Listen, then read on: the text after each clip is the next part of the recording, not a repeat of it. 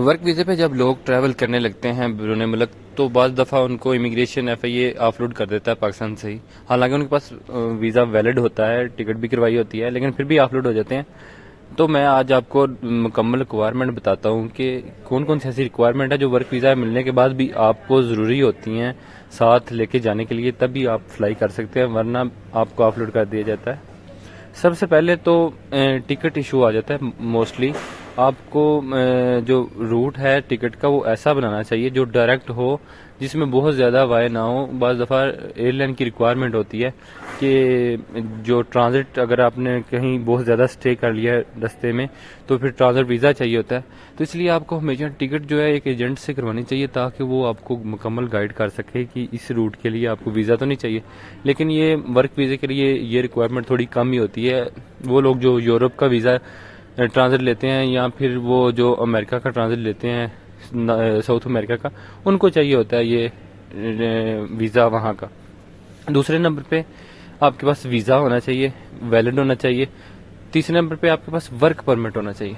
Work permit या work agreement भी उसको कहते हैं। ये वो होता है जो वीज़ा लेने से पहले आपको मिलता है उस कंपनी के साथ, कि आप इतने डॉलर, इतने यूरो, इतने रियाल में आप काम करेंगे, उसकी बेस पे आपका वीज़ा लगता है। तो जब आप ट्रैवल करने लगे आपके पास ये होना चाहिए, क्योंकि अभी ज़्यादा सख्ती है, इस वजह से सऊदी अरब या अजरबैजान या इस तरह के कोई भी मुल्क में आप जब वर्क वीज़ा पे जाते हैं तो आपके पास वो वर्क एग्रीमेंट होना चाहिए। चौथा नंबर पे आपके पास प्रोटेक्टर लगा होना चाहिए। प्रोटेक्टर ये देखें 3 तरह का होता है। वैसे तो ई प्रोटेक्टर लॉन्च किया गया था, लेकिन अभी वो नहीं हो रहा। अभी जो प्रोटेक्टर है वो 2 तरह का हो रहा है। तो ये स्टिकर होता है प्रोटेक्टर, जो आपके पासपोर्ट के ऊपर लगता है, जो प्रोटेक्टर ऑफिस लगा के देता है। इसकी फ़ीस होती है, आप पे करते हैं तो आपको प्रोटेक्टर लगवा के देता है ये स्टिकर। उसके अलावा बाज़ दफ़ा स्टिकर की बजाय ये स्टैंप भी लग जाती है, प्रोटेक्टर स्टैंप होती है, वो भी पासपोर्ट के ऊपर लगती है। इनमें से कोई भी आपके पास एक ज़रूर हो वर्क के वीज़ा के ऊपर, तो तब आपको फ्लाई करने की इजाज़त होगी। वरना अगर आपने प्रोटेक्टर नहीं करवाया, या आपके पास एग्रीमेंट नहीं है, या कोई इस तरह का और मसला आ सकता है, आपके पास ये चीज़ें हों, तो आपको कोई बंदा इमिग्रेशन पे ऑफलोड नहीं करेगा, किसी भी वजह से आपको ऑफलोड नहीं करेगा।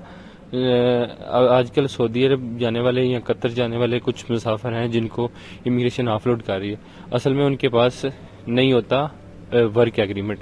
और जो प्रोटेक्टर है वो जो वीज़े खुद प्रोसेस करते हैं यूरोप का या अमेरिका का, उनको पता नहीं होता कि प्रोटेक्टर भी करवाना है, क्योंकि कंसल्टेंट जो होते हैं वो तो बताते हैं, लेकिन जो लोग खुद प्रोसेस करते हैं उनको नहीं पता होता कि प्रोटेक्टर करवाना है।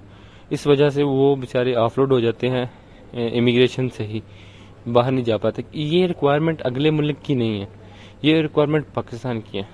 फॉर एग्जांपल प्रोटेक्टर की रिक्वायरमेंट हमें पाकिस्तान इमिग्रेशन क्लियर करने के लिए चाहिए होती है।